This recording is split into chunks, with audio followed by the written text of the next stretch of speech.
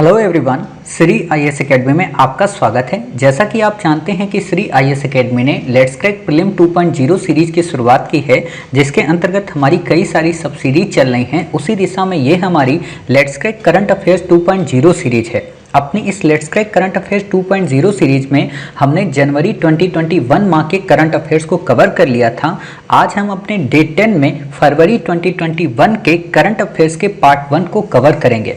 उम्मीद है कि आपने मई 2020 से लेके जनवरी 2021 तक के वीडियो को देख लिया होगा। पीडीएफ के माध्यम से आपने नोट्स बना लिए होंगे। तो बिना देरी के हम अपनी आज की क्लास की शुरुआत करते हैं। चलिए शुरू करते हैं। जैसा कि आप देख रहे हैं, ये हमारी let's crack current affairs 2.0 series का डे 10 है। अपने इस डे 10 में हम फरवरी 2021 माह के पार्ट 1 को कवर करेंगे। इसके बाद हमारा एक पार्ट और आएगा जो कि पार्ट 2 होगा, और अर्थात इस तरीके से हम फरवरी को फिर कवर कर लेंगे। और इसके बाद हमारा मार्च माह का करंट अफेयर्स की शुरुआत होगी। इसकी पीडीएफ हमने अपने टेलीग्राम चैनल पर शेयर कर दी है, और साथ ही जब हम ये वीडियो लिंक आपको टेलीग्राम पर शेयर किए हैं तो फिर से हमने इसको भेज दिया है। उम्मीद है कि आपको मिल गई होगी। ना मिली हो आप डिस्क्रिप्शन बॉक्स में टेलीग्राम लिंक पे जाके हमें पर्सनली मैसेज कर सकते हैं, प्रोवाइड करा देंगे। ठीक है, तो इस टॉपिक को आज हम पढ़ें। यहाँ पे 2 से 3 बातें मैं आपको बता देना चाहता हूँ। वो ये कि हम आज अपने इस टॉपिक में बजट को और इकोनॉमिक सर्वे को, दोनों को यूपीएससी प्रीलिम की दृष्टि से कवर कर देंगे। आप सोच रहे होंगे सर पढ़ाते तो यूपीएससी ही हो, लेकिन ये यूपीएससी प्रीलिम आपने वर्ड बोला क्यों? तो मैंने इसलिए बोला क्योंकि 90% जो आपको बजट पढ़ाने वाले इंस्टीट्यूट हैं और इकोनॉमिक सर्वे पढ़ाने वाले बड़े से बड़े संस्थान हैं, वो आपको क्या कराते हैं, इकोनॉमिस्ट बना देते हैं। मतलब आपको इकोनॉमी का पीएचडी होल्डर बना देते हैं कि इतने % बढ़ रहा था, इतने % कम हुआ, ये डाटा वो डाटा फला। यूपीएससी ऐसे गंदे क्वेश्चन नहीं पूछती है। और बजट में जब भी ये गंदे क्वेश्चन अगर पूछ भी देती है डाटा वाले, तो उनको आप हमारी ट्रिक्स और टैक्टिक्स के माध्यम से, अर्थात जो हमारा अष्टांगिक मार्ग है और साथ ही जो हमारा पंचामृत है, उसके माध्यम से आप इस क्वेश्चंस को सॉल्व कर लेंगे। ठीक है, तो आपके मन में आ रहा होगा सर फिर आप क्या पढ़ाओगे? हम बजट की केवल बेसिक जानकारी देंगे कि बजट होता क्या है, इसका सामान्य सा मतलब क्या है, और किन किन क्षेत्रों में बजट में बढ़ोतरी देखने को मिली है। ठीक है, एक और बात यहाँ पे बताएं कि बजट पे एक टाइप का क्वेश्चन और होता है। वो क्या है, स्कीम्स को लेके। जितनी भी स्कीम्स गवर्नमेंट रन करा रही होती है, तो उन स्कीम में फंड को एलोकेट किया जाता है, उसको बढ़ाया जाता है। तो स्कीम तो ऑलरेडी हम पढ़ते हैं, जैसे प्रधानमंत्री मत्स्य संपदा योजना, ठीक है, प्रधानमंत्री किसान अन्नदाता आय संरक्षण योजना, प्रधानमंत्री और भी कई सारी स्कीम्स हैं, आयुष्मान भारत योजना, जन औषधि कार्यक्रम। ठीक है, तो इनमें बढ़ाया जाता है। तो आपसे क्वेश्चन ये नहीं पूछेगा कि फंड कितना एलोकेट किया गया, कितना नहीं किया गया। फंड एलोकेट नहीं किया गया, बल्कि आपसे क्वेश्चन क्या पूछेगा, उस स्कीम के बारे में कि आप ये बताइए प्रधानमंत्री मत्स्य संपदा योजना का क्या पर्पस है, कि मछलियों की संख्या को डबल कर देना। तो आपको पता होना चाहिए, ये हम आपको ऑलरेडी कई बार पढ़ाते रहते हैं। ठीक है, आपसे क्वेश्चन पूछेगा कि अन्नदाता आय संरक्षण स्कीम का क्या मकसद है। ठीक है, गरीब कल्याण योजना का क्या मतलब है ना, प्रधान किसान संपदा योजना का मतलब क्या है, पीएम किसान का क्या मतलब है। तो ये सब हम आपको बताते हैं। तो इनको हमें बार बार बजट में रिपीट करके नहीं पढ़ना है। ये गंदे टाइप के लोग होते हैं जो कि पूरे वर्ष का करंट अफेयर्स नहीं कवर करते, जो पूरे वर्ष की मैगजीन्स को कवर नहीं करते, जो हम आपको जैसे कवर कराते हैं। और एक बात और आपको बता दें, बजट का सामान्य सा मतलब क्या है कि एक वर्ष में आय और व्यय का लेखा जोखा। तो आय और व्यय गवर्नमेंट किस में करती है, स्कीम्स में करती है। गवर्नमेंट स्कीम कब सारी लॉन्च करती है, ज़्यादातर स्कीम्स गवर्नमेंट अपने मिड में ही लॉन्च करती रहती है। बजट में बस उसमें फंड को एलोकेट कर देती है, और हो सकता है कि 2 से 3 कोई नई स्कीम शुरू कर दे। तो जो 2 से 3 नई स्कीम गवर्नमेंट बजट में शुरू करेगी, तो हमें वो पढ़ना होता है। बाकी ऑलरेडी हमारा कवर होता है। तो इसीलिए अपना समय यहाँ पे वेस्ट मत करना। क्वेश्चन आपसे नहीं पूछेगा, जितना हम बताएंगे उससे ज़्यादा ना तो बजट पढ़ना है, ना ही इकोनॉमिक सर्वे पढ़ना है। बाकी मूर्ख बनना हो, गधा और बैल की तरह अगर आपको मेहनत करनी है तो जाके कर लो। 30 दिन बाद अपने आप मुझे बता दोगे कि हाँ साहब जो क्वेश्चन आया वो हमने लास्ट के 12 मंथ में ऑलरेडी कवर कर लिया था, तो यहाँ पे कवर करने की ज़रूरत ही नहीं।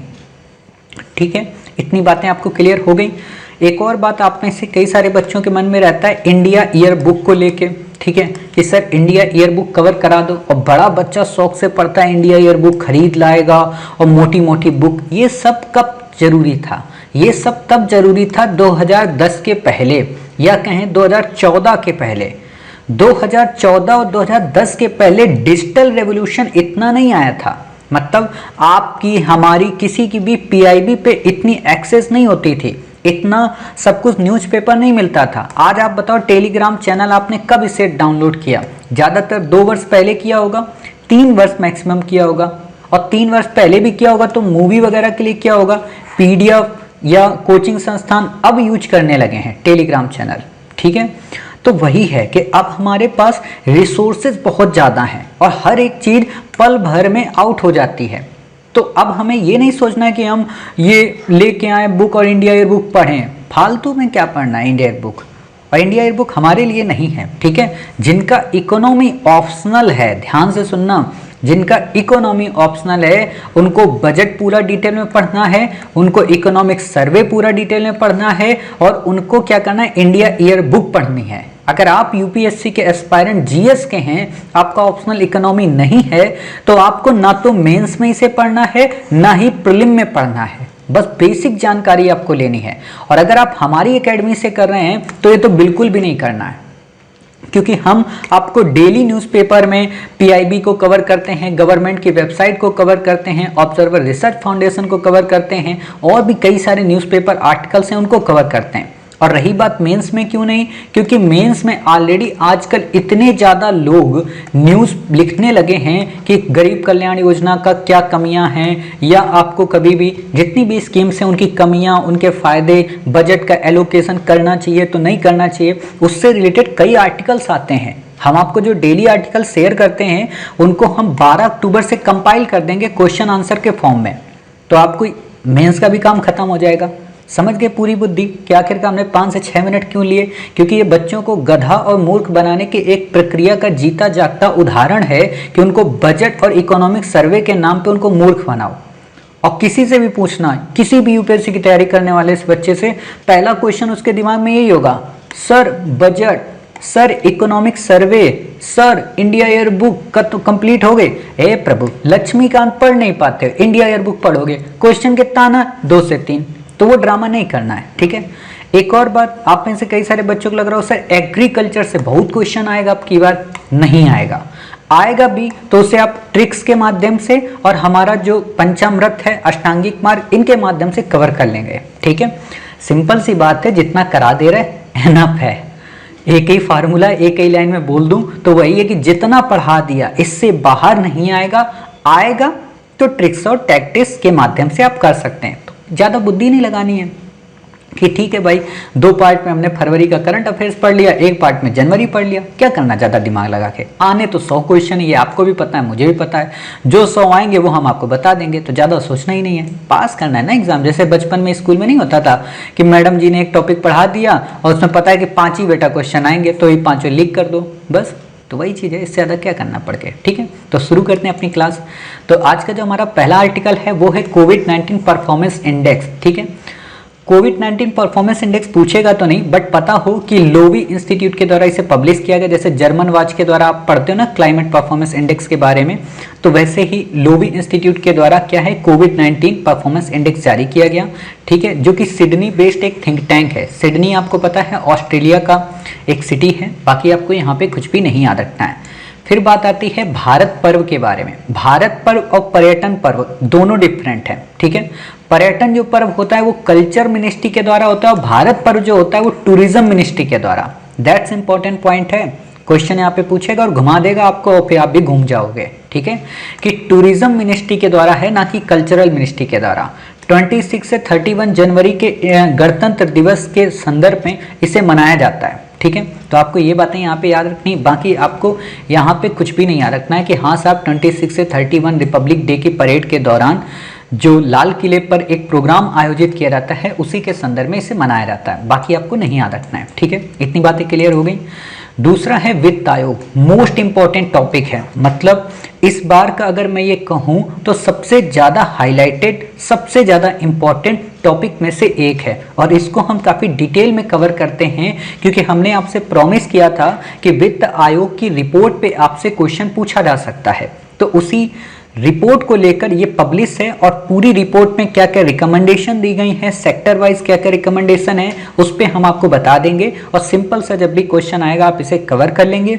दूसरी बात, हमने आपको जब इंडियन पॉलिटी पढ़ाई है तो वहां वित्त आयोग को बेसिक में बताया था, ठीक है, और उसमें भी मैंने बताया था कि वित्त आयोग के कार्य क्या हैं। तो वो जो 3 से 4 कार्य है ना, उनको भी आप याद कर लेना, काफी इंपॉर्टेंट है। कई बार सिंगल उन्हीं कार्यों पे क्वेश्चन आ जाता है, ठीक है, तो ये चीजें आपको याद रखना है।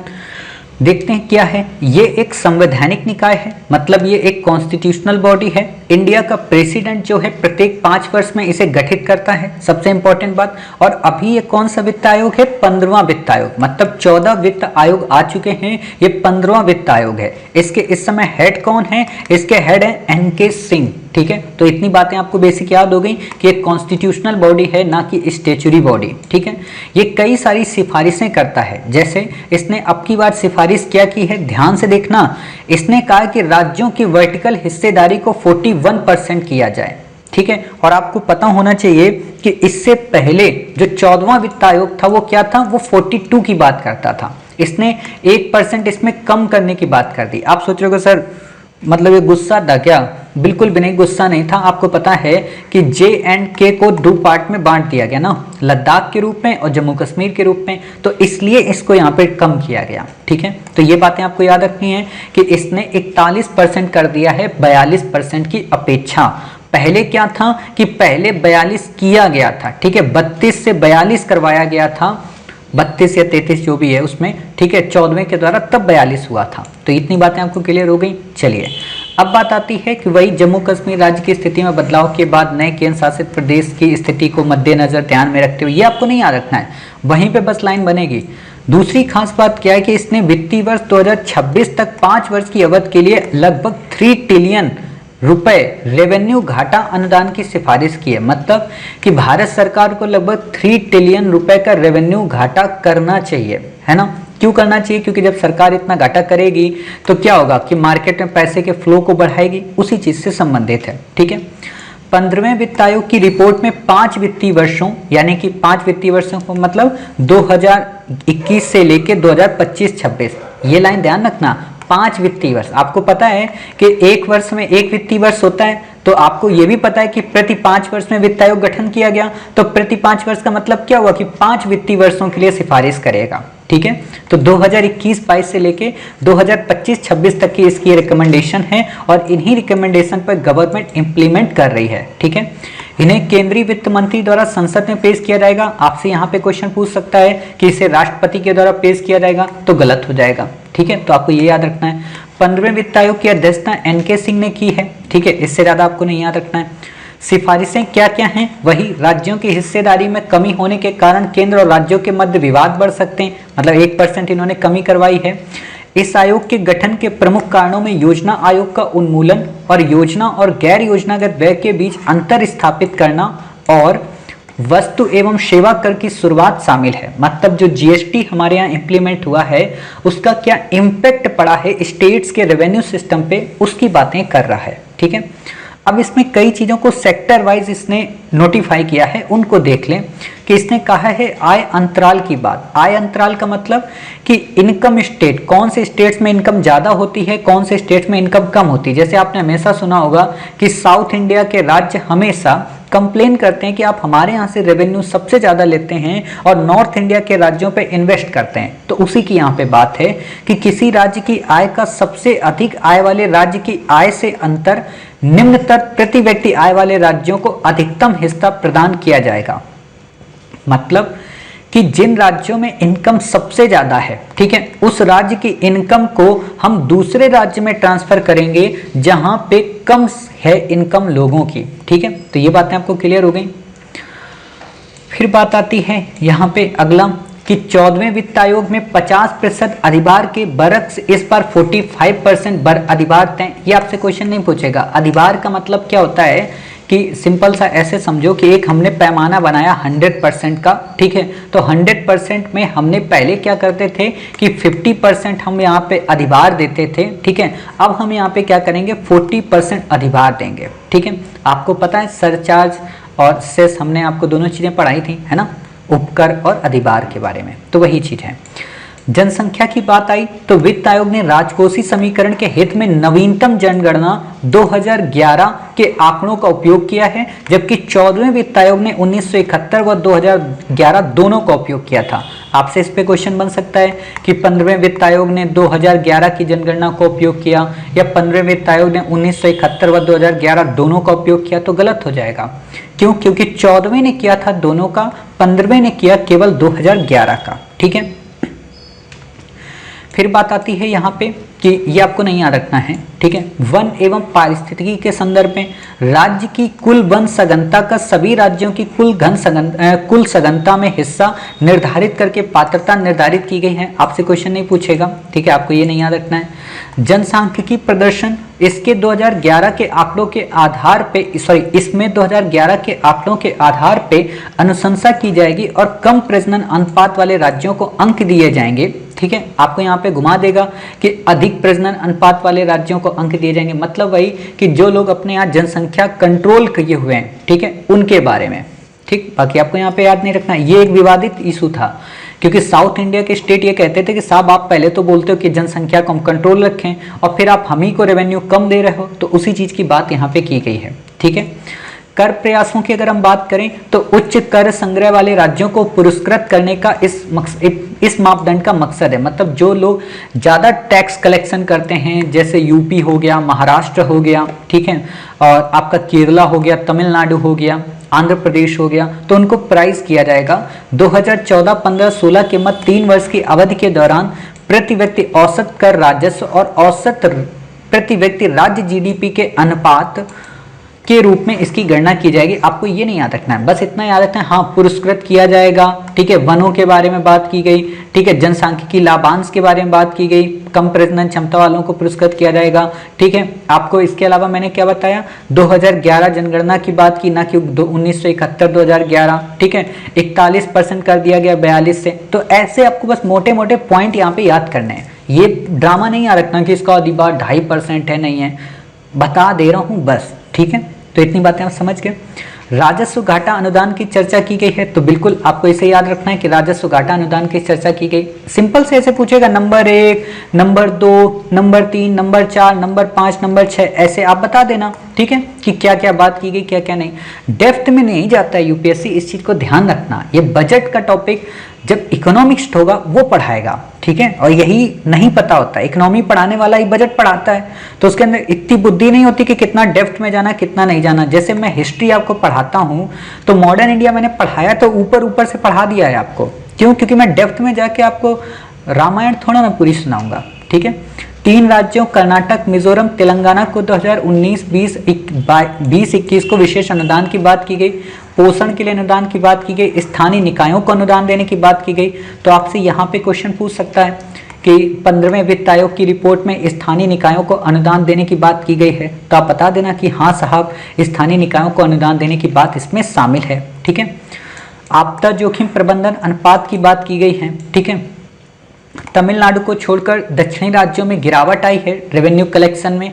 कर्नाटक को सबसे ज्यादा हानि हुई है, महाराष्ट्र, हिमाचल, पंजाब में बढ़त मिली है, आंध्र प्रदेश, केरल, कर्नाटक की हिस्सेदारी में भी कमी आई है, ठीक है। बाकी आपको यहाँ पे कुछ भी नहीं याद रखना है, ठीक है। इतनी बातें आपको याद रखनी थी, उम्मीद है कि आपने सारी बातें समझ ली हैं, ठीक है। तो आपको बस मोटे मोटे पॉइंट याद रखने हैं कि 42 से 41 हो गया, 2011 हो गया 1971 की अपेक्षा, ठीक है। स्थानीय निकायों को दिया गया, कम प्रजनन वालों को पुरस्कृत किया गया, जो ज्यादा रेवेन्यू कलेक्शन करेंगे उनको पुरस्कृत किया जाएगा। जनसांख्यिकी लाभांश की बात ध्यान में रखी गई है, ऐसे आप बता देंगे। आपदा की बात की गई, पोषण की बात की गई है, ठीक है।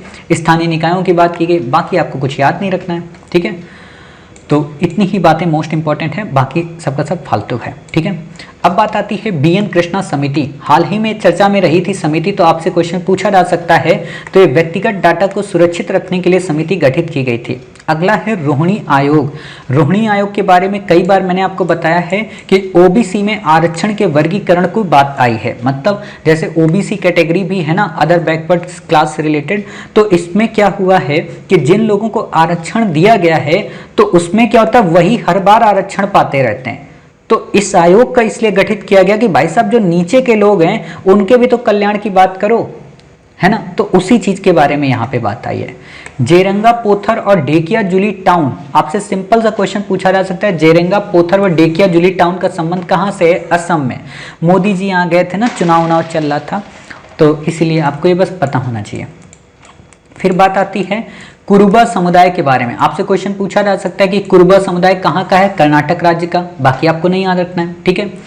नोट, किसी समुदाय को एक एसटी यानी कि अनुसूचित जनजाति के रूप में नॉमिनेट किए जाने के लिए किन किन क्राइटेरिया को अपनाने की जरूरत पड़ती है? मोस्ट इंपॉर्टेंट है क्वेश्चन, आपसे हो सकता है अगर आप एसटी हैं या एससी हैं तो आपसे ये क्वेश्चन इंटरव्यू में जरूर पूछा जा सकता है, ठीक है। तो आपको ये पता होना चाहिए कि भाई साहब संविधान में कोई विशेष जानकारी तो नहीं दी गई है, लेकिन मापदंड में कुछ बातें प्रचलन में रहती हैं। जैसे पहला बात तो यहाँ पे है कि पिछड़ापन हो, मतलब हर एक चीज में पिछड़ापन, ठीक है, एजुकेशन में, वेलफेयर में, इकोनॉमिक में, सोसाइटी में, ठीक है। भौगोलिक अलगाव हो, मतलब जो सोसाइटी हमारी है उससे थोड़ा हम अलग रहते हैं मॉडर्न कल्चर से। जैसे सिंपल सी बात है, मुझे पिज्जा बर्गर वाला कल्चर बिल्कुल नहीं पसंद है, ठीक है, तो मैं उससे दूर रहता हूँ। तो वही एक तरीके से आप समझ सकते हो कि मैं भी एक तरीके पिछड़ावादी इंसान हूँ, ठीक है।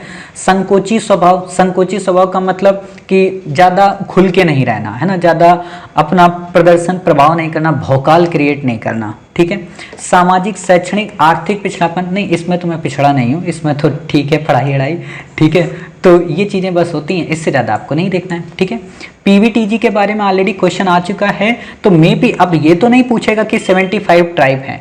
अब जो क्वेश्चन पूछेगा वो ये पूछेगा कि इनका मापदंड क्या है।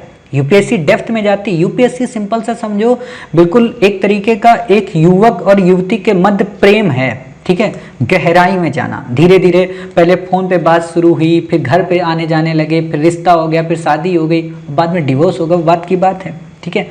मतलब यूपीएससी यही है कि मतलब पहले बिल्कुल सिंपल सा क्वेश्चन पूछेगी, फिर थोड़ा डेप्थ में जाएगी, फिर शादी आदि सब रचाएगी, फिर वापस चली जाएगी, है ना, और फिर डिवोर्स दे देगी, फिर क्वेश्चन ही नहीं पूछेगी 5 साल तक। तो वही बात है, तो वही आपको समझना पड़ेगा, ठीक है।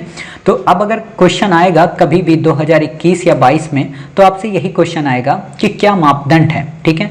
तो मापदंड है जैसे पूर्व कृषि स्तर की प्रौद्योगिकी, मतलब अभी जो हम मॉडर्न एग्रीकल्चर में मॉडर्न टेक्नोलॉजी और इक्विपमेंट्स का उपयोग करते हैं, बड़ी बड़ी मशीनों का, ट्रैक्टर का, ठीक है, और थ्रेसर का, है ना, तो उनका ये लोग उपयोग नहीं करते।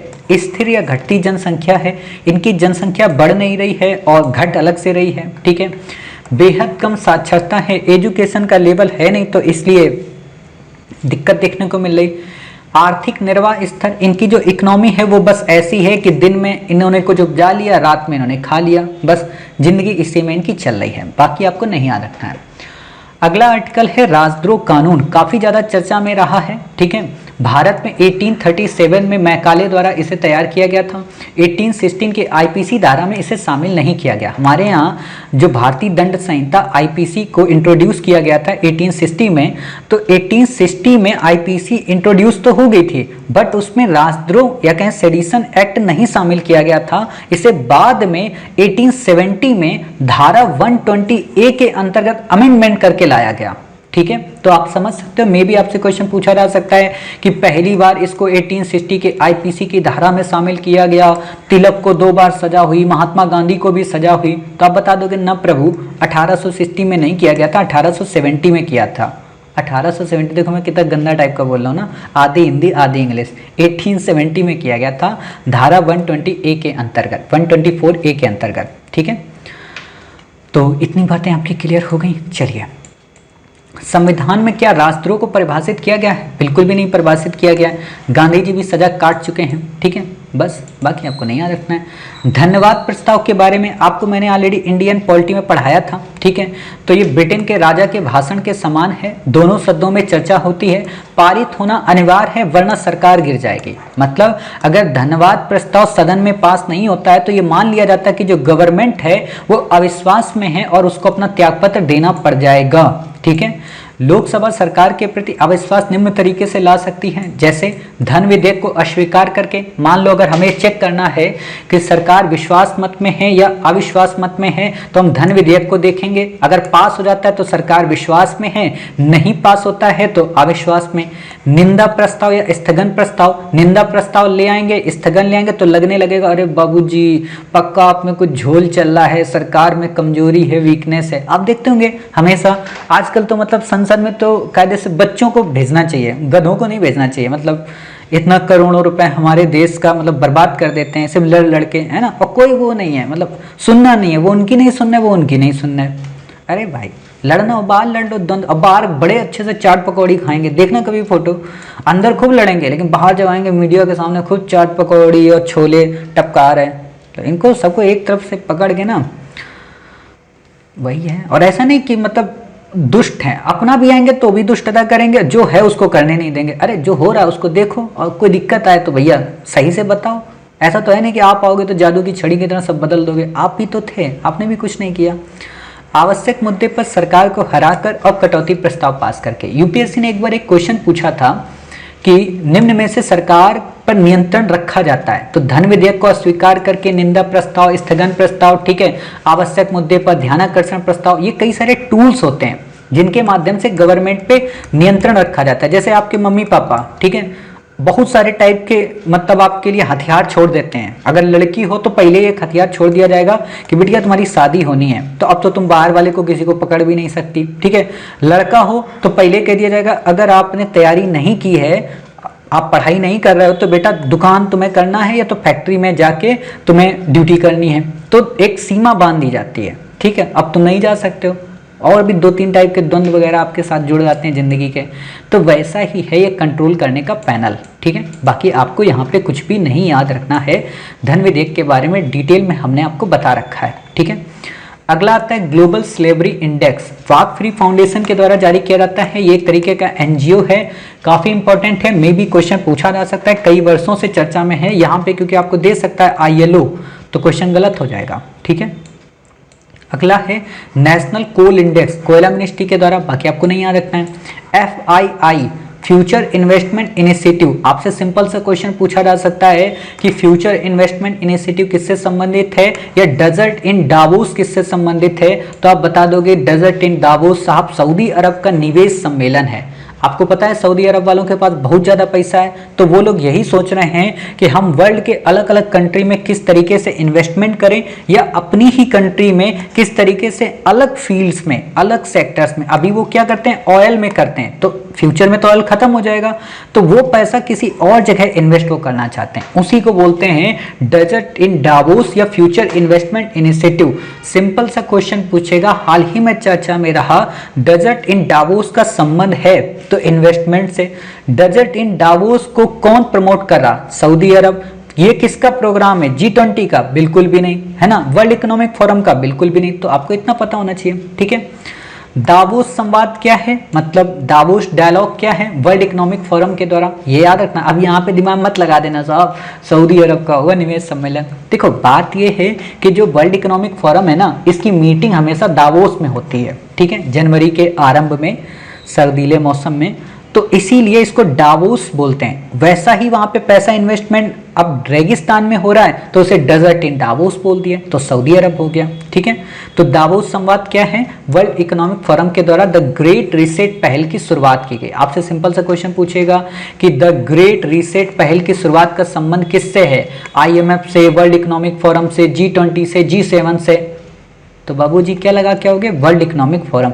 ऐसे क्वेश्चन बहुत पूछती है, आप बैक ईयर उठा के देखना, पूछ देगी मोमेंटम फॉर चेंज पहल किससे है, कहीं नहीं मिलेगा, किसी भी न्यूज़पेपर में नहीं मिलेगा। और इतना ही पूछेगा बाबूजी, डिटेल नहीं पूछेगा। अच्छा द ग्रेट रीसेट का मतलब होता है कि सब लोग अपना अपना पैसा लेके आएंगे, ऐसा वैसा कुछ नहीं पूछेगा, ठीक है। इतना ही बस याद रखो, द ग्रेट रीसेट पहल किसकी है, या दावोस डायलॉग किससे है, या डेजर्ट इन डावोस किससे है, ठीक है। कुछ बच्चे कहना सर दिखा देते एक बार दावोस, तो देख लो भैया, मतलब आप लोग भी ना नाराज कर देते हो मुझे, तो एक बार दावोस आपको दिखा देते हैं, ठीक है ना। अरे दोस्तपुर नहीं जाना है भाई, दावोस, है ना, देखो दावोस। तो यहाँ पे मतलब बर्फबारी होती है, तो यहीं पे आप देखेंगे लैंडलॉक कंट्री है हमारा स्विट्जरलैंड, ठीक है। ये देख सकते हो दावोस की लोकेशन आपको इस तरीके से हम दिखा देते हैं, देख रहे हो कितना भव्य, जैसे लवासना आपका होता है ना, बिल्कुल वैसे ही हो जाता है दावोस, ठीक है। ये ठीक बिल्कुल बर्फबारी यहाँ पे ज़बरदस्त। कभी हो जाए आपका IAS मतलब IAS तो हो ही जाओगे, IAS कह रहा हूँ क्या, IAS अगर आपका हो जाए, ठीक है, तो जाना अपनी मतलब अर्धांगिनी के साथ में या अपने प्रियतम के साथ और ऐसी फ़ोटो खींच के भेजना, ठीक है। तो यही है, ठीक है। तो इससे ज़्यादा आपको नहीं पढ़ना है। अभी बच्चे आपके नहीं हैं, ये मत सोच लेना कि हाँ सब मेरे बच्चे यहाँ टहल रहे हैं, ठीक। चलो अब देखते हैं आगे, दावोस संवाद हो गया। अगला यहाँ पे क्या, इसका उद्देश्य क्या, मैंने ऑलरेडी आपको बता दिया, ठीक है। अब बात आती है वर्ल्ड इकोनॉमिक फोरम के बारे में, काफ़ी इंपॉर्टेंट है, मे भी क्वेश्चन पूछा जा सकता है। एक तरीके का NGO है, 1971 में जिनेवा स्विट्जरलैंड में गठित हुआ था। कई सारी रिपोर्ट पब्लिश करता है जो कि मोस्ट इंपॉर्टेंट है, ठीक है। पहला कि एनर्जी ट्रांजिशन इंडेक्स जारी करता है, ग्लोबल कम्पिटिटिवनेस इंडेक्स जारी करता है, ग्लोबल IT का मतलब होता है इंफॉर्मेशन एंड टेक्नोलॉजी इंडेक्स, इसके द्वारा जारी किया जाता है, ठीक है। ये और इनसीड मिलके, ठीक है। तो बाकी आपको यहाँ पे कुछ भी नहीं याद रखना है। फिर बात आती है ग्लोबल जेंडर गैप रिपोर्ट जारी करता है, ग्लोबल रिस्क रिपोर्ट जारी करता है, global travel and tourism report जारी करता है। आपको एक बात बताएं, इस बार UPSC ने एक क्वेश्चन पूछा था ग्लोबल कम्पिटिटिवनेस इंडेक्स, ठीक है, तो याद रखना, ठीक है। बाकी आपको कुछ भी नहीं याद रखना है। आर्थिक सर्वेक्षण को देख लेते हैं, इकोनॉमिक सर्वे को, ठीक है। इकोनॉमिक सर्वे में ज़्यादा कुछ नहीं पढ़ना है, मे भी पहला क्वेश्चन आपसे यही पूछा जा सकता है, इसकी थीम क्या थी, तो सेविंग लाइफ्स एंड लाइवलीहुड्स। तो आपको एक तो ये क्वेश्चन याद रखना है। दूसरी खास बात क्या याद रखनी है कि भारत का आर्थिक सर्वेक्षण भारत सरकार के वित्त मंत्रालय द्वारा जारी एक वार्षिक दस्तावेज है। आपसे इस पे क्वेश्चन पूछे जाएगा, क्योंकि एक बार UPSC ने बजट पे क्वेश्चन पूछा है कि बजट को कौन जारी करता है, राजस्व विभाग जारी करता है क्या, है ना। तो ये याद रखना कि भारत का इकोनॉमिक सर्वे भारत सरकार के वित्त मंत्रालय द्वारा जारी एक वार्षिक दस्तावेज है, ठीक है। मुख्य आर्थिक सलाहकार के निर्देशन में इसे तैयार किया जाता है। तो आपको ये याद रखना, यहाँ दे देगा प्राइम मिनिस्टर के निर्देशन में, तो आप कहोगे नहीं साहब, चीफ इकोनॉमिक एडवाइजर के नेतृत्व में इसे तैयार किया जाता है। केंद्रीय बजट के एक दिन पूर्व इसे पेश किया जाता है, मतलब 1 फरवरी को अगर केंद्रीय बजट आता है तो 31 जनवरी को आपका इकोनॉमिक सर्वे आ जाएगा, ठीक है। महामारी का सामना करना है कैसे, उसकी रणनीति की बात की गई। 4 स्तंभों पर आधारित रणनीति की बात की गई। में भी आपसे क्वेश्चन पूछा जा सकता है कि इस वर्ष के बजट में 4 स्तंभों में कौन कौन शामिल था, 4 पिलर्स में। तो पहला नियंत्रणात्मक, राजकोषीय, वित्तीय एंड दीर्घकालिक, मतलब ऐसे परियोजनाएं बनाई जाएंगी। पहला नियंत्रण करना, जो राजकोषीय हमारा घाटा है या राजकोषीय हमारा जो रेवेन्यू है उसको रेगुलेट करना। वित्त जो हमारा है उसकी प्रोसेस को काफ़ी रिफाइन करना, कैसे कैसे पैसा आएगा, इन्वेस्टमेंट उसको बढ़ावा देना। दीर्घकालिक ऋणों को प्रमोट करना, ठीक है। आपको अच्छे से पता है, जब मैं आपको इन्फ्लेशन पढ़ाया था इकोनॉमी में, तो मैंने आपको क्या बोला था कि इन्फ्लेशन को 2 लोग रेगुलेट करते हैं, एक तो RBI और एक तो इंडियन गवर्नमेंट। RBI जो पॉलिसी बनाती है उसको मौद्रिक नीति बोलते हैं, और मौद्रिक नीति के अंतर्गत वो 2 टाइप की पॉलिसी बनाती है, एक मात्रात्मक और एक गुणात्मक। मात्रात्मक जो होती है CRR, SLR, RR, RRR, OMO, MSF होता है। गुणात्मक में सेक्टर स्पेसिफिक, यह कहें कि प्रत्यक्ष रूप से अपनी भागीदारी को निभाती है और रेगुलेट करती है। उसी तरीके से मुद्रास्फीति को नियंत्रित करने में भारत सरकार जिस पॉलिसी को अपनाती है तो उसको बोलते हैं राजकोषीय नीति, और ये कौन अपनाती है, मौद्रिक नीति। तो ये वही राजकोषीय है। फटाक से देखो रिवाइज करा दिया, कुछ बच्चों के दिमाग में तो इमेज छप जाती होगी, ठीक है। GDP में 2021-22 में बढ़ोतरी होगी, विदेशी निवेश में बढ़ोतरी देखने को मिली है, कुल निर्यात में सेवा क्षेत्र का हिस्सा 48% है। ये क्वेश्चन गंदा टाइप का आपको पूछ देगा कि कुल जो हमारा एक्सपोर्ट सेक्टर है उसमें सबसे ज्यादा जो सेक्टर है वो हमारा टर्सरी या सेकेंडरी सेक्टर है, सर्विस सेक्टर नहीं है। तो आपको समझ में आ जाना चाहिए, नहीं साहब टोटल एक्सपोर्ट में 48 तो केवल यही है, तो 52 में पक्का 2 होंगे, है ना। तो सबसे ज्यादा कौन हुआ, सेवा। तो ये आपको याद रखना है, ठीक है। विदेशी निवेश में बढ़ोतरी देखने को मिल रही, ये भी आपको याद रखना है। आपको दे देगा इसमें कमी इसका तो ट्रिक है अच्छी वाली, जब बैक ईयर कराएंगे अपने आप आपको मजा आ जाएगा, ठीक है। खाद्य प्रसंस्करण उद्योग में सुधार हो रहा है। भारत प्राथमिक विद्यालय स्तर पर लगभग 96% साक्षरता प्राप्त। देखो साक्षरता का मतलब जानते हो क्या होता है, भारत की जो परिभाषा है साक्षरता का मतलब होता है बच्चे अपना नाम लिख लें और पढ़ लें, बस इसको बोलते हैं साक्षरता जबकि ये अच्छी बात नहीं है, ठीक है। प्रज्ञाता एक पोर्टल लॉन्च किया गया है, ऑनलाइन एजुकेशन पोर्टल, ठीक है। तो ये आपको नाम याद रखना है, प्रज्ञाता। प्रखर प्रज्ञा तो आपको अच्छे से पता है, तो प्रज्ञाता, ऐसे याद कर लेना, ठीक है। यूपीएससी ने क्वेश्चन नहीं पूछा था स्वयं पोर्टल को लेके, तो मे भी आपसे ये वाला क्वेश्चन भी पूछा जा सकता है, ठीक है। बुनियादी आवश्यकताओं में सुधार देखने को मिला है, आपको बाकी नहीं याद, हर चीज में इंप्रूवमेंट मिला। भारत सरकार क्यों कहेगी कि भाई हमारे यहाँ बड़ी दिक्कतें आ गई हैं, जनता पागल नहीं हो जाएगी? तो इसलिए भारत सरकार ऐसा गंदा कुछ भी नहीं करेगी। बजट के बारे में देखते हैं बेसिक। देश का पहला डिजिटल बजट पेश किया गया है, 6 प्रमुख स्तंभों पर आधारित है, ठीक है, मतलब 6 पिलर हैं। की बार स्वास्थ्य और कल्याण क्वेश्चन पूछा जा सकता है, वास्तविक और वित्तीय पूंजी तथा बुनियादी ढांचा, आकांक्षी भारत के लिए समावेशी विकास, मानव पूंजी में नवजीवन का संचार, नवोन्मेष और अनुसंधान तथा विकास, न्यूनतम सरकार और अधिकतम शासन की बात, ठीक है। तो ये 6 पिलर हैं, आपको याद रखने हैं। बजट में कई सारे बिंदुओं को शामिल किया जाता है, जैसे राजस्व और पूंजी प्राप्तियों के अनुमान की बात की जाती है, आपसे क्वेश्चन पूछा जा सकता है, ठीक है। राजस्व और पूंजी प्राप्तियों का अनुमान का मतलब क्या होता है कि रेवेन्यू कहां कहां से आएगा, और सरकार के जो बिल्डिंग्स हैं या सरकार की जो जगह हैं जो लोग रेंट पे यूज करते हैं, तो वहां से क्या क्या प्राप्त होता है, ठीक है। जैसे आपने देखा होगा कि हाईवे में कोई स्टॉल लगाए हुए तो उसका रेंट देना पड़ता है गवर्नमेंट को, ठीक है। मतलब बहुत सारी चीज़ें होती हैं, जैसे बिल्डिंग है, गवर्नमेंट के फ्लैट्स वगैरह हैं, ठीक, तो उन्हीं चीज़ों की बात है। राजस्व बढ़ाने के तरीके और साधन, जैसे रेलवे है वो पूंजी प्राप्ति है हमारी, ठीक है। राजस्व बढ़ाने के तरीके और साधन, व्यय अनुमान, खर्च कितना हो सकता है, पिछले वर्ष की वित्तीय वर्ष की वास्तविक प्राप्तियों और व्यय का विवरण तथा उस वर्ष में किसी भी कमी या अधिशेष का कारण। बार बार ये वर्ड आ रहा वित्तीय वर्ष, आपको शायद नहीं पता होगा, वित्तीय वर्ष हमारे यहाँ इस समय भारत सरकार का 1 फरवरी से 31 जनवरी तक का है, ठीक है। और जो आरबीआई का वित्तीय वर्ष है वो कितना है पता है आपको? आरबीआई का जो वित्तीय वर्ष है वो है आपका 1 अप्रैल से लेके 31 मार्च तक, ठीक है। अब हालांकि आरबीआई भी चेंज करने वाली है, इसको ला रही है 1 फरवरी के आसपास ले आएगी, ठीक है। और ये चेंज होते रहते हैं, तो ये करंट के अपडेट वाले पोर्शन है, ठीक। आने वाले वर्ष की आर्थिक और वित्तीय नीति अर्थात कराधान प्रस्ताव तथा नई योजनाओं, नई परियोजनाएं या परियोजना की शुरुआत की बात इसमें की जाती है। संसद में बजट 6 चरणों से गुजरता है। मैं भी आपसे क्वेश्चन पूछ सकता है कि बजट के चरणों का क्रम बताइए, बिल्कुल इजी क्वेश्चन आएगा, डेप्थ में नहीं पूछता यूपीएससी, ठीक है। तो बजट की प्रस्तुति को लेकर आम चर्चा होती है, फिर विभागीय समितियों द्वारा जांच होती है, अनुदान मांगों पर वोटिंग होती है, विनियोग विधेयक पारित किया जाता है। विनियोग का मतलब क्या होता है? निवेश करना, मतलब पैसा डालना, ठीक है, सॉरी पैसा निकालना वहां से। और वित्त विधेयक पारित किया जाता है, मतलब पैसा वहां पे डालना, ठीक है। तो पैसा निकालना होगा तो विनियोग विधेयक, पैसा डालना होगा तो वित्त विधेयक, बाकी आपको नहीं याद रखना है। कौन तैयार करता है? यही क्वेश्चन यूपीएससी ने पूछा था। वित्त मंत्रालय का आर्थिक मामलों का विभाग बजट तैयार करने हेतु जिम्मेदार है, केंद्रीय निकाय है। और ये कब क्वेश्चन आया? 2015 में। अगर यही केवल पता होता ऑप्शन एलिमिनेट हो जाता, ठीक है। तो दोनों को याद रखियो, उसमें भी वित्त मंत्रालय, इसमें भी वित्त मंत्रालय, ठीक है। स्वतंत्र भारत का पहला बजट वर्ष 1947 में प्रस्तुत किया गया था, ठीक है।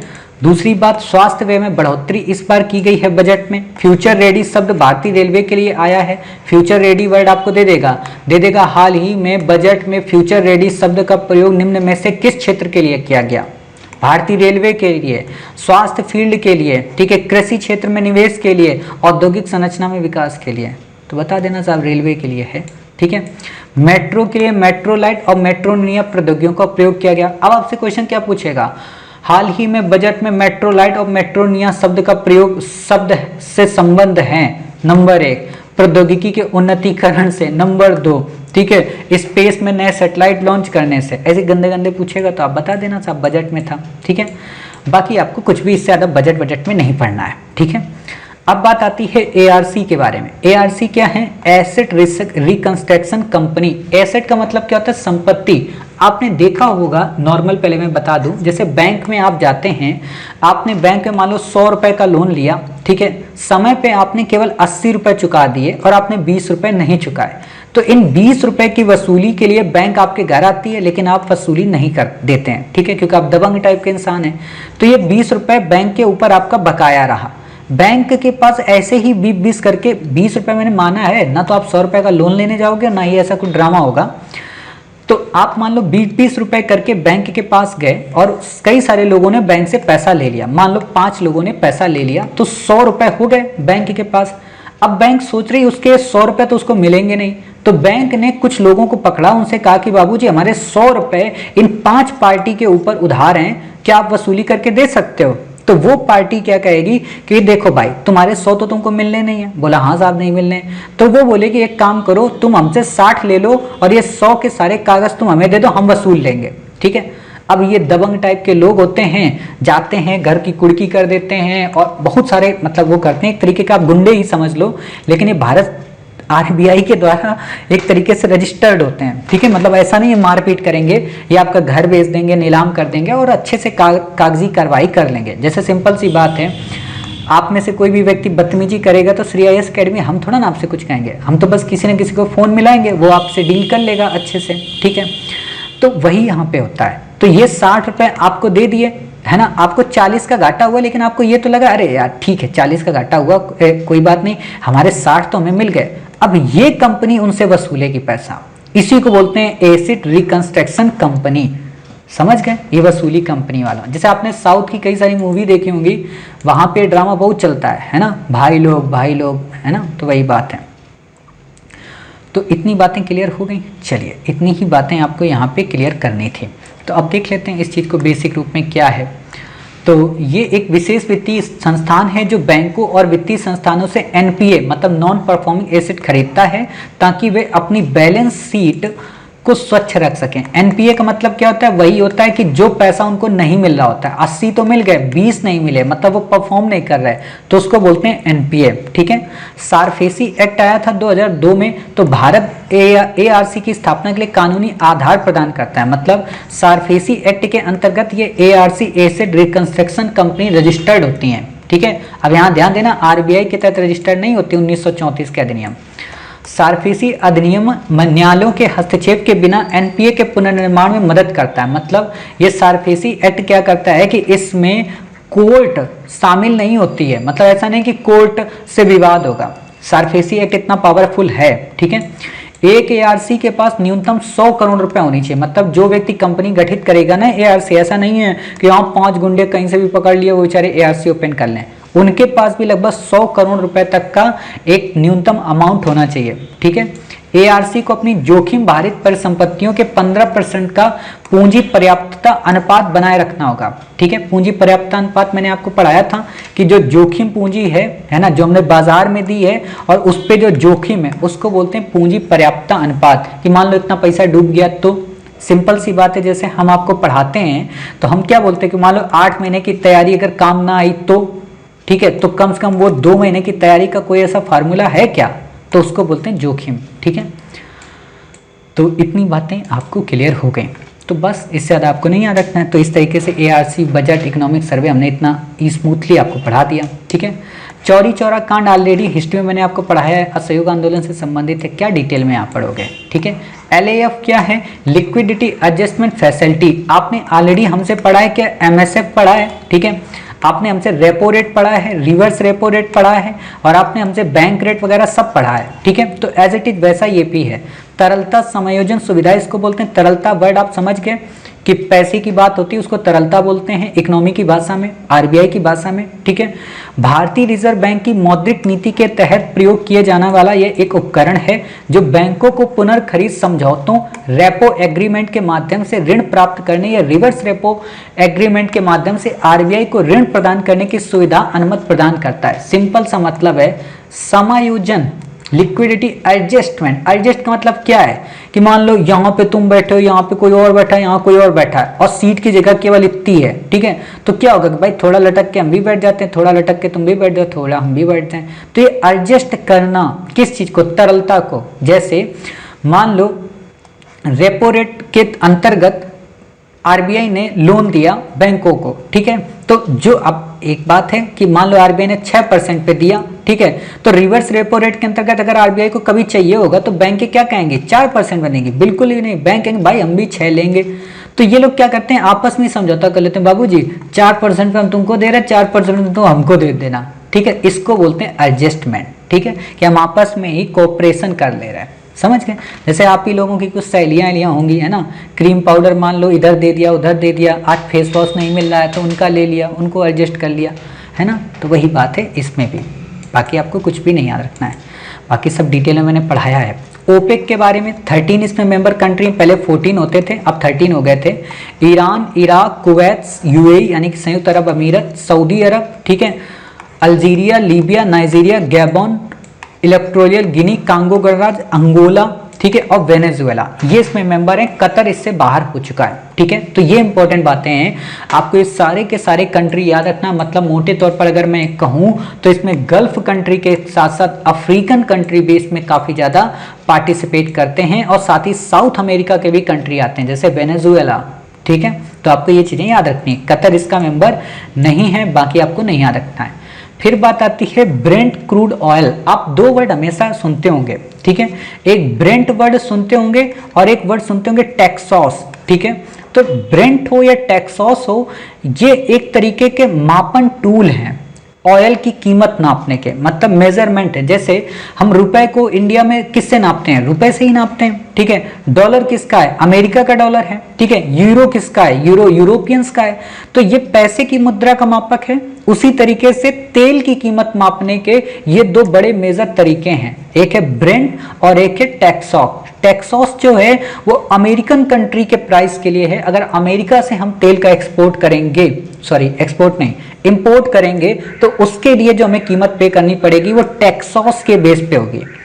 ब्रेंट क्या होगा? ब्रेंट होगा जो हम यहाँ पे जितने भी मिडिल ईस्ट कंट्री से परचेज करते हैं या नॉर्दर्न सी से परचेज करते हैं, वो कहलाते हैं ब्रेंट के अंतर्गत, ठीक है। जैसे बेसल मानक आपने पढ़ा था, इससे ज़्यादा आपको कुछ नहीं पढ़ना है, ठीक है। क्वेश्चन नहीं आएगा, बस सामान्य जानकारी न्यूज़पेपर में आता रहता है ना कि ब्रेंट क्रूड ऑयल ये हो गया, टेक्सास की कीमत इतनी सस्ती है। इसीलिए देखना कई टाइप के यूट्यूबिया जो होते हैं ना लोग, तो वो क्या करते हैं, आपको बताएंगे अमेरिका में देखो पेट्रोल इतना सस्ता है, यहाँ पे इतना सस्ता है। अरे प्रभु, ये भी तो देख लो पैमाना कौन सा लिए बैठे हो, ठीक है।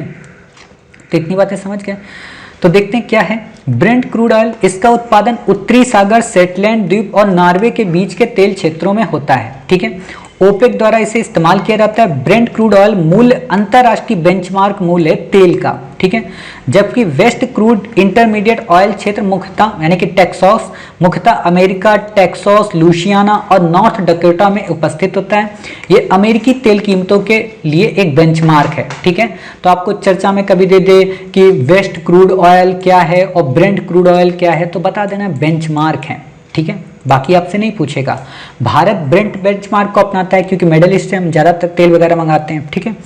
अगला है सक्षम पोर्टल, एमएसएमई सेक्टर के श्रमिकों के लिए है, बाकी आपको याद नहीं रखना है। सक्षम एक पेट्रोलियम से भी रिलेटेड है, एनवायरनमेंट से भी रिलेटेड है, आपसे पोर्टल नहीं पूछेगा, ठीक है। अब्राहम एकॉर्ड, अब्राहम एकॉर्ड चर्चा में रहा है। अरब इजराइल समझौता है, इसमें यूएई, बहरीन और इजराइल ये तीनों लोग आपस में मिलकर समझौता किए हैं।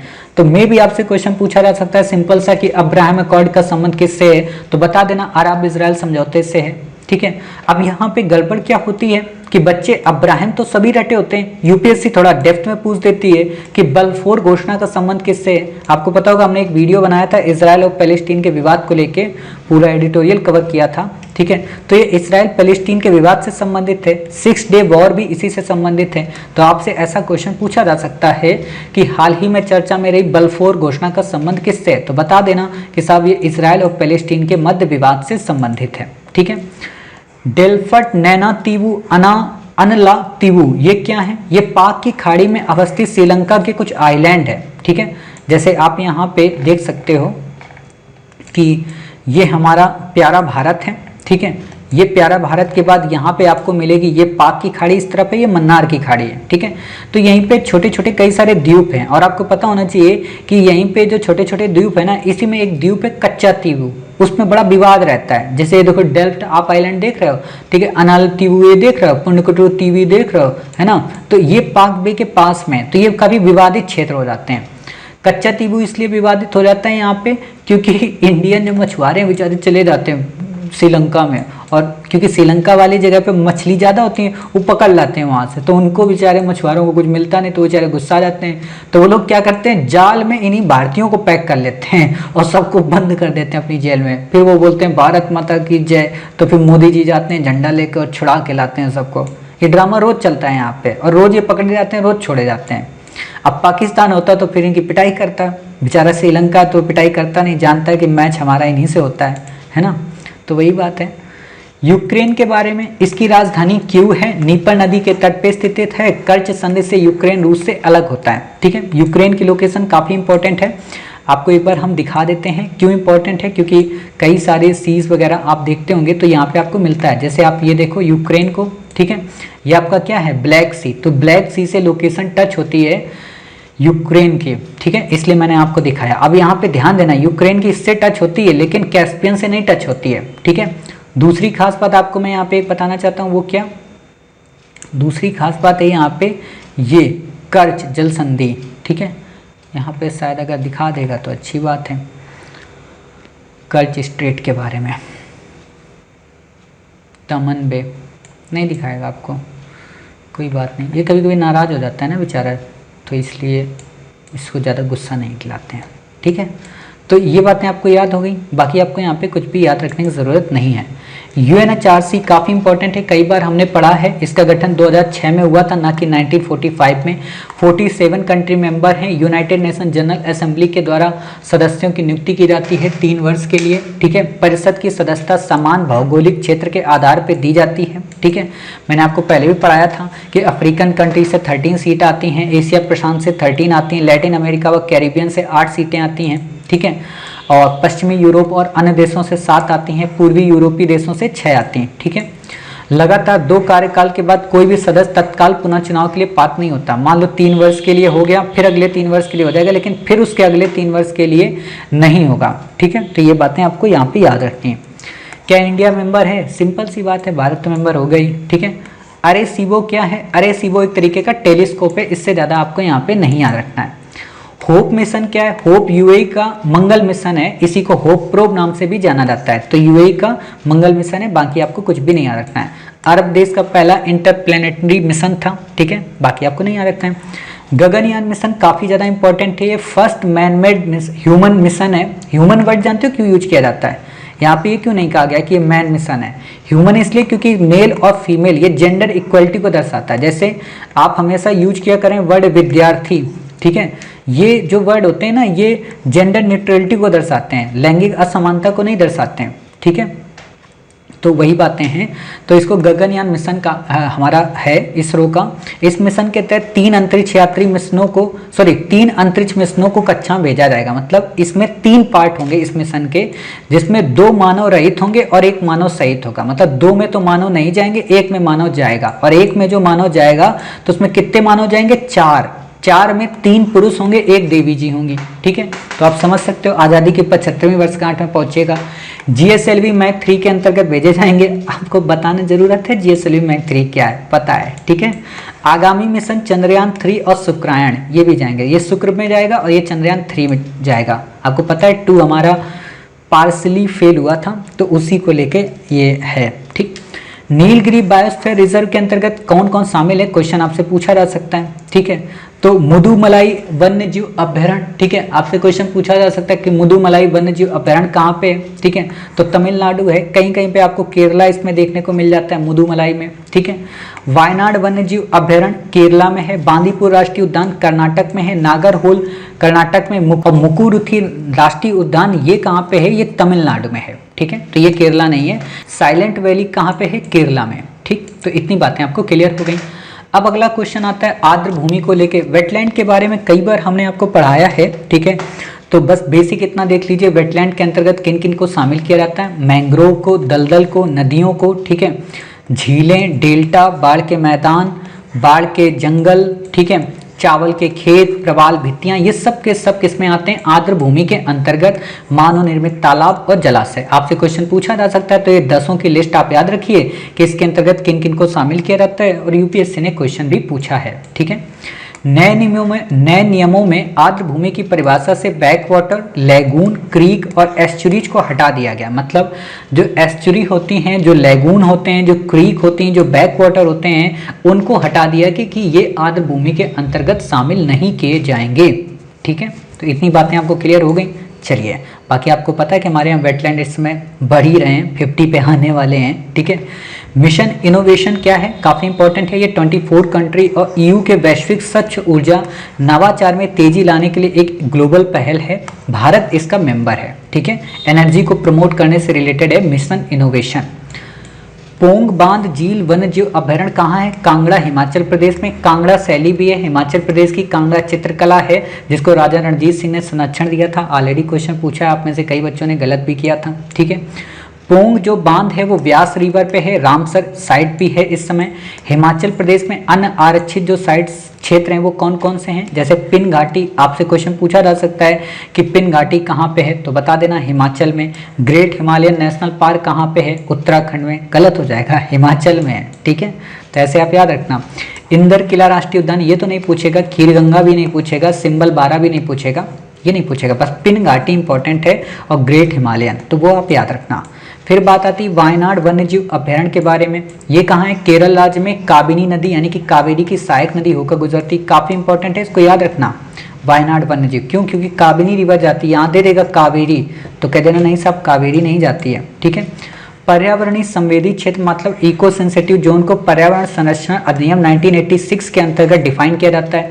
यूपीएससी ने कई बार क्वेश्चन पूछा और यहाँ पे दे देती है 1972 यानी कि वाइल्ड लाइफ प्रोटेक्शन एक्ट 1972, तो आप कहना नहीं साहब यहाँ पे इन्वायरमेंट कंजर्वेशन एक्ट 1986 की बात की जाती है, ठीक है। तो ये काफी इंपॉर्टेंट तथ्य है, क्वेश्चन एलिमिनेट कराने में सहायक होगा। हिंदकुश हिमालय क्षेत्र के अंतर्गत कौन कौन से कंट्री पार्टिसिपेट करते हैं ये आपको पता हो। अफगानिस्तान आता है, बांग्लादेश, भूटान, भारत, चाइना, ठीक है। Kyrgyzstan, Mongolia, Myanmar, Nepal, Pakistan, Tajikistan, Uzbekistan, ठीक है, ये कंट्रीज में शामिल होते हैं। तो 12 कंट्री हैं, नाम देख लो। क्वेश्चन तो आपसे पूछेगा नहीं, इंटरव्यू में भी कभी भी क्वेश्चन आपसे पूछा जा सकता है। तीसरे ध्रुव की इसे संज्ञा दी जाती है ना। थर्ड पोल हम पढ़ते हैं ना कि हमारी ये अर्थ है, इसमें फर्स्ट पोल नॉर्थ पोल है और यहाँ पे साउथ है, तो ये हमारा थर्ड पोल है, ठीक है। बाकी आपको नहीं याद रखना है। वर्ल्ड सस्टेनेबल डेवलपमेंट समिट आपसे क्वेश्चन नहीं पूछेगा, टेरी के द्वारा ऑर्गेनाइज किया गया, नहीं याद रखना है। नंदा देवी राष्ट्रीय उद्यान काफी इंपॉर्टेंट है, पूछा जा सकता है, उत्तराखंड में है और पूछा भी गया है, ठीक है। हंटर सिंड्रोम ऑलरेडी आपने हमसे एक क्वेश्चन पढ़ा था, क्या पढ़ा था हमने? हवाना सिंड्रोम पढ़ाया था, तो वो अलग था।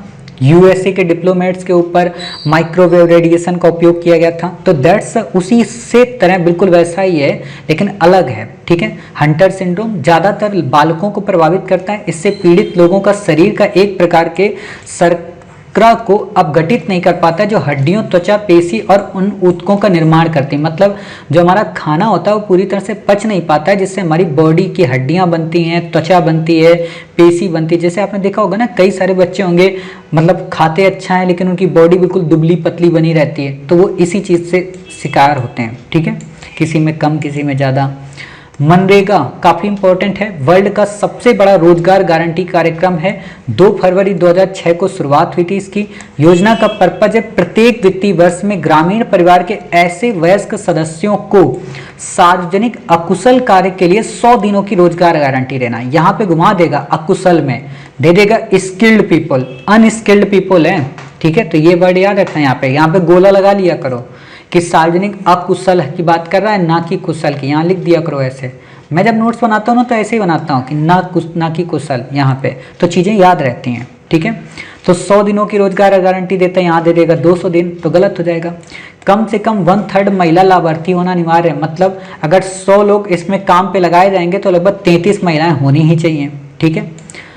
अगला आता है पंडित भीमसेन जोशी की जन्म शताब्दी। आपको अच्छे से पता है, हिंदुस्तानी शास्त्रीय संगीत तो बता ही दिया है। अब आप समझते हो ना कि देखो कितना करंट से अपडेट होते हैं, है ना। अब आपको यहाँ क्यों पढ़ा है हिंदुस्तानी शास्त्रीय संगीत, काफी डेप्थ में तो पढ़ा दिया है। कुछ बेसिक देख लो कि हिंदुस्तानी संगीत जो है वो स्वर केंद्रित है, ख्याल है, गजल है, द्रुपद है, धमर है, तराना है, ठुमरी है, ठप्पा है, सब इसी से संबंधित हैं। अधिकांश हिंदुस्तानी संगीत का तानसेन के वंश से ही संबंधित हैं, ठीक है। ओडिशा राज्य के प्रमुख स्मारक कौन कौन से हैं? जैसे कोणार्क का मंदिर, जगन्नाथ मंदिर, इसे यमनिका तीर्थ भी बोलते हैं, सफेद पैगोडा भी बोलते हैं, इसे सूर्य मंदिर भी बोलते हैं, ब्लैक पैगोडा भी बोलते हैं, तारा तारिणी का मंदिर है, लिंगराज मंदिर है। ये एक तरीके का लिंगराज मंदिर आपकी उत्तर भारतीय नागर शैली का सर्वश्रेष्ठ मंदिर है, जैसे कंदरिया महादेव, ठीक है। उदयगिरी और खंडगिरी गुफाएं भी यहाँ पे काफी हैं, ठीक है। उदयगिरी और खंडगिरी आपकी एक और गुफा है, वो विदिशा की है, और ये उदयगिरी खंडगिरी गुफा है, ठीक है। यहाँ पे अभिलेख मिला है, हाथी गुम्फा अभिलेख। खारवेल यहाँ का प्रसिद्ध राजा हुआ करता था, जैन धर्म का मतावलंबी था। ये सारी चीजें बता दी, बाकी पढ़ाएंगे एंशिएंट में। स्टार्स परियोजना नाम से ही समझ में आ जाएगा, strengthening teaching learning and result for states, ठीक है, वर्ल्ड बैंक के सहयोग से इसे किया जा रहा है, बाकी आपको याद नहीं रखना है। मिनिस्ट्री एजुकेशन 6 स्टेट पार्टिसिपेट कर रहे हैं, मोस्ट इंपॉर्टेंट क्वेश्चन आपको दे देगा कि भारत के सभी राज्य इसमें पार्टिसिपेट कर रहे हैं, तो गलत हो जाएगा। हिमाचल प्रदेश, राजस्थान, महाराष्ट्र, मध्य, नाम नहीं याद रखना है, लेकिन इतना पता हो कि हाँ 6 हैं, सब नहीं है, ठीक है। पेरियार टाइगर रिजर्व केरला का है, पेरियार नदी यहीं से उद्गम होती है, 6 कम्युनिटी यहाँ पे रहती हैं, आपसे क्वेश्चन पूछा जा सकता है। मन्नान, पलियन, मलाई, अराप्पन, मलाई, पंडारम, उर्लिस, उलादन, आपसे पलियान ट्राइब पे क्वेश्चन पूछ सकता है, कहाँ की तो बता देना, केरल की, ठीक है। कई बार आपको कर्नाटक भी देखने को मिल जाता है। गोवर्धन परियोजना, ठीक है, मिनिस्ट्री जल शक्ति के द्वारा, उद्देश्य गांवों को स्वच्छ रखना, उनकी इकोनॉमी बढ़ाना, मवेशियों द्वारा उत्पन्न कचरे का उपयोग करना, मतलब जो गोबर जानवर जो पोटी करते हैं ना, उस पोटी का उपयोग करना एनर्जी बनाने में। आपने देखा होगा बायोगैस वगैरह पहले बनती थी, तो वही चीज है। रथ सप्तमी आपसे क्वेश्चन नहीं पूछेगा, हिंदू फेस्टिवल है, आपसे नहीं पूछेगा। अर्क शुभ क्या है, गेंदे की एक प्रजाति है, मैरीगोल्ड की एक प्रजाति है, ठीक है, आपसे क्वेश्चन नहीं पूछेगा। थोला पावा कुथू, ये छाया कठपुतली है केरला की। कठपुतलियां क्या होती हैं सब हमने आर्ट एंड कल्चर में आपको पढ़ाया था, थोलू बोम्मलाटा बोम्मलाटम है ना, रावण छाया, सब पढ़ाया है आपको। डॉक्टर जाकिर हुसैन भारत के दूसरे उपराष्ट्रपति और भारत के पहले मुस्लिम राष्ट्रपति बने थे, ठीक है, आपको इससे ज़्यादा नहीं याद रखना है। पूगा गांव कहाँ पे, पूगा गांव लद्दाख में है, भारत की पहली भूतापी बिजली परियोजना की शुरुआत हो रही। आपसे क्वेश्चन भूतापी परियोजना पे पूछेगा और वहां पे एक तथ्य ये भी डाल देगा, तो आपको पता होना चाहिए, ठीक है। अगला आता है पंडित दीनदयाल उपाध्याय, एकात्म मानववाद का इन्होंने दर्शन दिया। एथिक्स में आपसे क्वेश्चन पूछ लिया है, और जब हम एथिक्स पढ़ाएंगे तो एकात्म मानववाद को डिटेल में बताएंगे, ठीक है। वैसे बेसिक में बस जान लो इसका पर्पस क्या है। पर्पस है स्वदेशी सामाजिक इकोनॉमिक मॉडल प्रस्तुत करना जिसके विकास के केंद्र मानव हो। मतलब हम कोई भी डेवलपमेंट करें, कोई भी इंडस्ट्री को प्रमोट करें, कोई भी इकोनॉमिक एक्टिविटी करें, तो वो मानव को किसी भी तरीके से प्रभावित न करे बुरे तरीके से, उसी चीज की यहाँ पे बात होती है, ठीक है।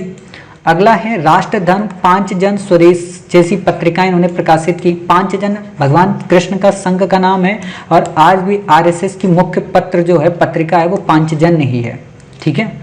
तो बस इससे ज़्यादा क्या जानोगे।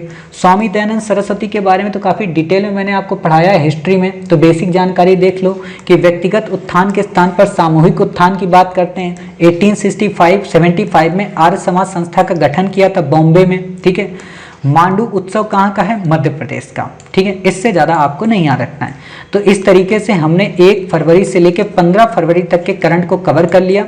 अब हमारा 16 फरवरी से लेके 28-29 फरवरी तक का जो भी करंट होगा वो आ जाएगा, ठीक है। और फिर इसके बाद हमारा कवर हो जाएगा, तो फिर हम मार्च के करंट को कवर करेंगे। उम्मीद है कि आज आपको बहुत सारी चीज़ें जानकारी मिली हैं।